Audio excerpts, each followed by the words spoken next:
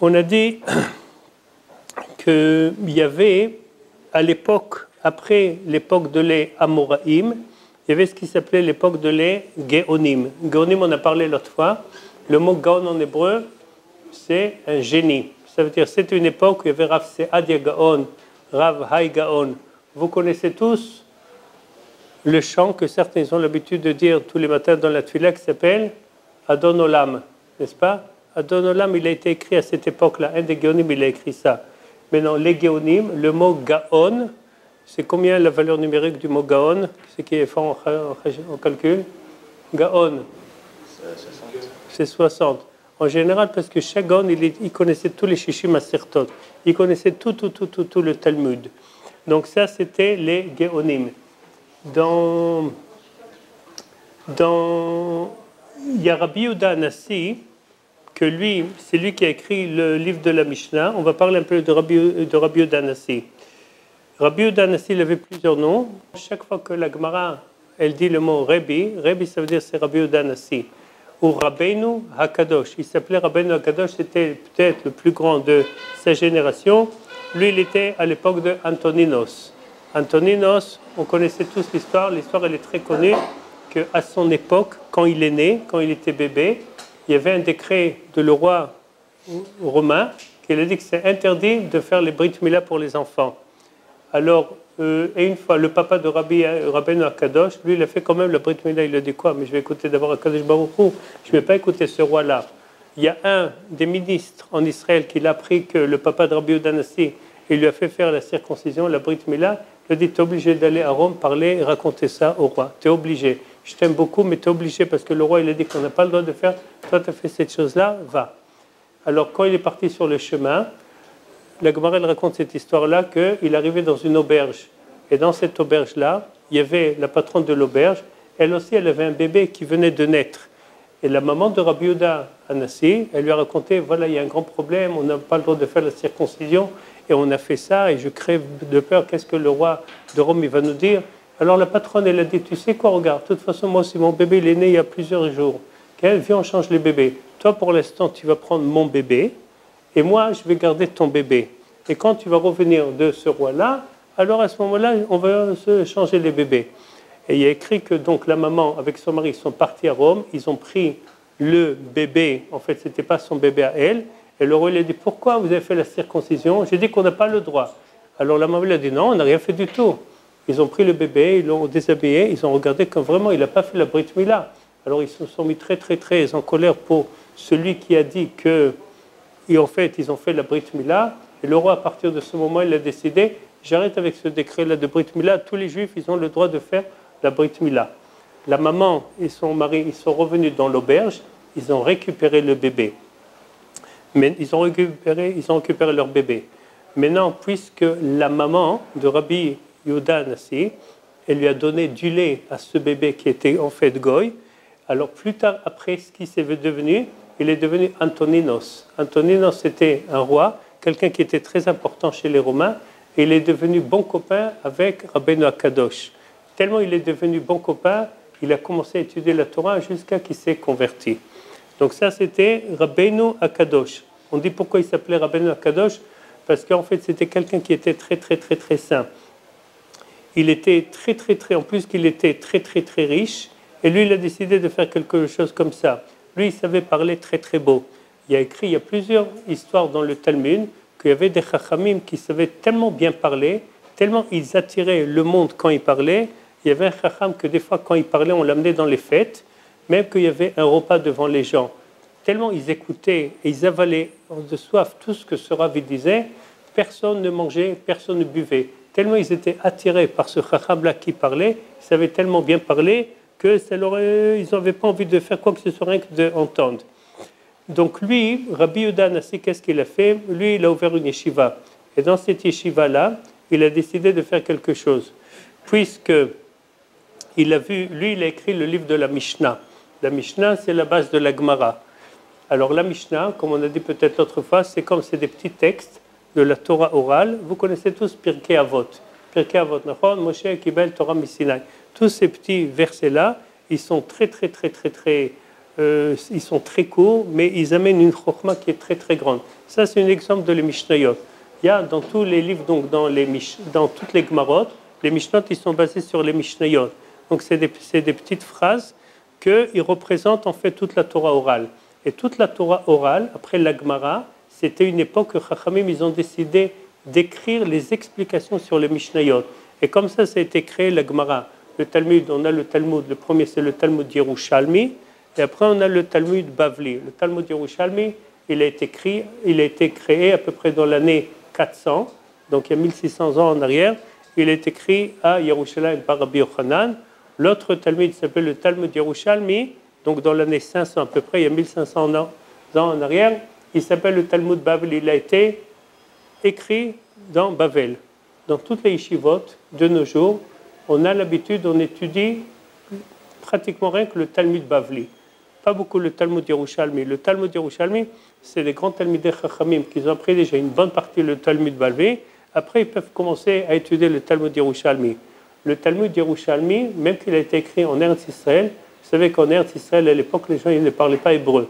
Ils parlaient araméen. Ils ont appris ça quand ils étaient en exil en Bavel. Ils ont appris la langue araméen. Ils avaient l'habitude rien que de parler dans cette langue-là.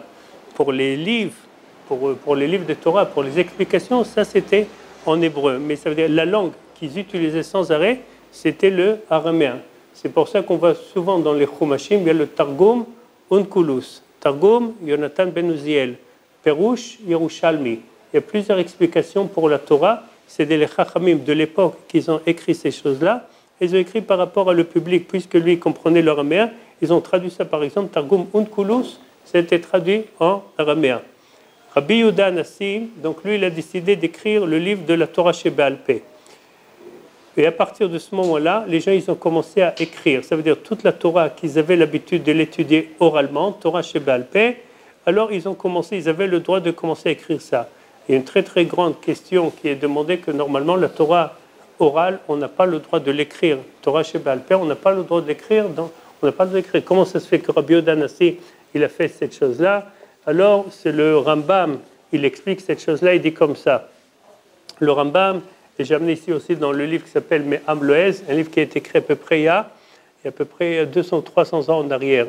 C'est un très très très beau livre, qu'il englobe énormément des explications dans toute la Torah. Dans ce livre-là aussi, il existe en français. Et là-bas, c'est raconté comme ça. Rabbeinu Akadosh, il voyait qu'il y a des grands problèmes dans le monde. Il y a l'exil, il y a les Juifs, ils sont en train de partir en exil.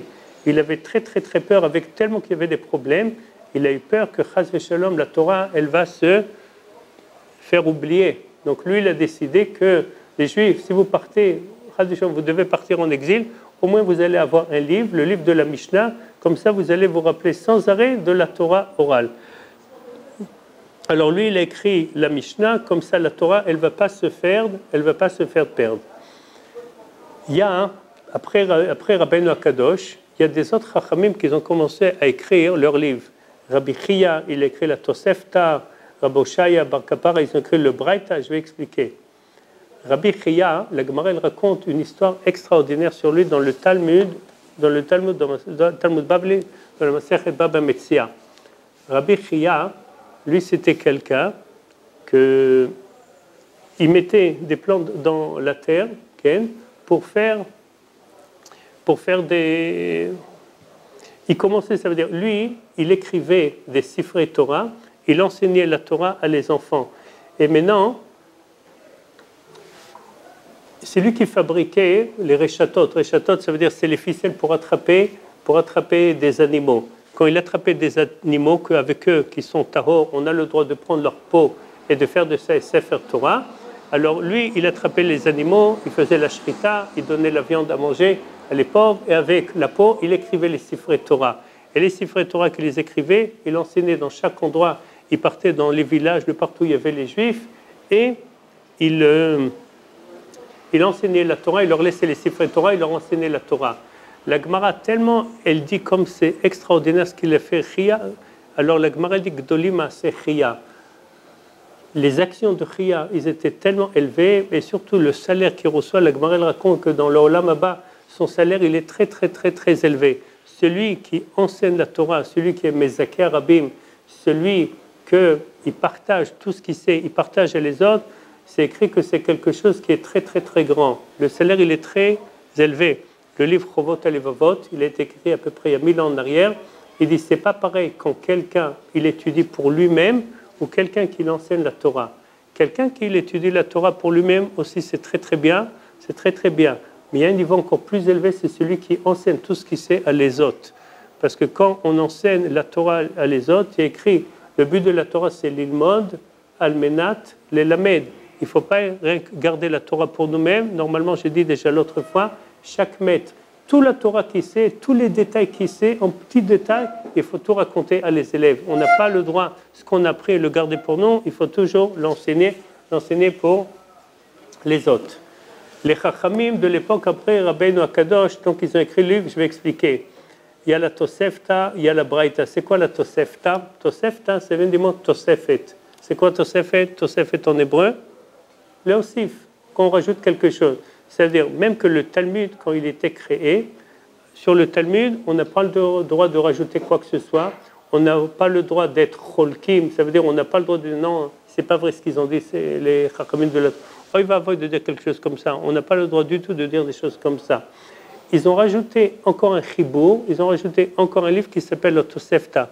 Dans toutes les Gemarot, quand vous ouvrez, passe-moi la Gemara là, je ne sais pas s'il y a dans les petites Gemarot, plutôt, pardon, c'est là dans cette Gemara là. Normalement, c'est sûr. Vous allez voir que c'est encore rempli à la fin de les Gemarot. Il y a ce qui s'appelle la Tosefta. Ça veut dire, même là, c'est la Gemara Baba Metzia. Donc, Baba Metzia, au départ, il y a toute la Gemara, mais il y a un chibour, un livre encore qui a été écrit sur Baba Metzia à la fin. Ça s'appelle la Tosefta. C'est comme des petites phrases avec des halachot de Baba Metzia. Mais non, ça, c'est la Tosefta. Et il y a aussi la Braïta. Braïta, c'est quoi la Braïta? Dans le livre de la Mishnah, Rabbi Yehuda Hanassi, il a écrit, tous les Mishnayot, ils se trouvent dans le Talmud. Maintenant, il y a certaines Mishnayot qu'on ne les a pas mis dans le Talmud. Et on a fait de ça, et ça s'appelle des Braïtot. Les Braïtot, ils sont parpillés, ce n'est pas des Mishnayot, mais ils sont équivalents à les Mishnayot. Ils sont parpillés un peu dans tout le chasse. Ça, c'était écrit par Rav Oshaya et Bar Kapara. Mais non, il y a encore des autres Chachamim, que chacun, il a rajouté son explication, par exemple, sur les Chumashim. Rabbi Akiva, il a fait un midrash qui s'appelle la Mechilta, sur Shmot. Rav Oshaya, il a fait sur Bereshit. Il y a encore beaucoup de Chachamim. Rav, il a fait un livre sur le Chumash Begri, qui s'appelle Sifra. Il y a encore beaucoup de Chachamim qu'ils ont rajouté. Maintenant, le Rambam, il dit comme ça. Bazman Azeh, le Rambam, il était à peu près il y a 1000 ans en arrière. Il dit comme ça, Takfu Hatzarot, il y avait tellement de problèmes dans le peuple d'Israël, Vedachaka Sha'et Akol Vavda Chokhmat Chachamenu Binat Nevonenu Nistara. Ça veut dire la sagesse de les Chachamim, elle commençait à se oublier. Alors lui, qu'est-ce qu'il a décidé? Les Fichach, il dit le Rambam comme ça, Otam Perushim Ve'alachot, les explications qu'il a reçues de ses maîtres, qu'il a appris de les Géonim, de tous les Tchouvot. J'ai expliqué déjà l'autre fois qu'à l'époque, il y avait des gens qui envoyaient des lettres à les grands chachamim, à les géonim. Les géonim, ils avaient des yeshivot, et la Gemara, elle amène quelque chose qui se trouve dans Masechet Brachot. Les chachamim de l'époque, il y avait des grandes yeshivot, surtout dans les endroits qui s'appellent Sura, Pombita, Naharda, c'était en Babylonie, il y avait des grandes yeshivot.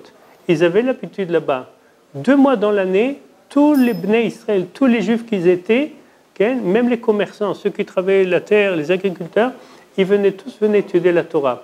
Il y avait 2 mois spécifiques dans l'année qui venaient pour étudier la Torah. Ils fermaient tous leurs magasins, toutes les affaires, ils venaient étudier la Torah. C'était le mois de Elul et le mois de Hadar. Le mois d'Elul, ils venaient tous pour étudier la Torah. Pourquoi? Parce que le mois d'Elul, c'est la préparation pour le Chodesh Tishrei. Chodesh Tishrei, on a les événements qui sont très importants, c'est Rosh Hashanah, Yamim Norem, Yom Kippourim, Sukkot, Shmini Atzeret. C'est rempli de détails dans Halacha, c'est rempli, il y a des milliers de détails. Quand vous ouvrez par exemple le Mishnah Berurah, tous les livres de la Halachot, c'est par exemple sur la Souka, comment il faut construire la Souka, c'est rempli de détails. Les Chachamim de l'époque, tous les Juifs, ils venaient dans le Beth Hamidrash, ils venaient le mois de Elul pour étudier, surtout aussi les Halachot de Tchouva. à la Chod Tshuva, parce que quelqu'un il a fait quelque chose de pas bien, il faut savoir comment faire Tshuva. Une fois, le Rav Shlomo Zalman Oyer Bar Zatzal, il a demandé, il a dit comment c'est possible. Il était possèque pendant plus d'une cinquantaine d'années. Il a dit c'est incroyable, les gens ils viennent me demander des conseils dans est-ce que j'ouvre ce magasin, est-ce que j'ouvre cette affaire, est-ce que j'achète ces actions-là, tous des conseils qui sont de finance, de les affaires. Personne n'est venu une fois me demander une question dans une Chod Tshuva, comment on fait Tshuva, si j'ai fait telle faute, comment je peux me rectifier, comment je peux réparer. C'est bizarre, malheureusement, car les gens ils ne savent pas l'importance qu'ils ont aussi de la Tshuva. Ce Rav, il a dit, c'est incroyable, pourquoi il ne me demande pas des questions de Halacha Mamash, c'est une Chod Tshuva, Rosh Hashanah, Yom Kippourim, il faut faire Tshuva, comment faire Tshuva.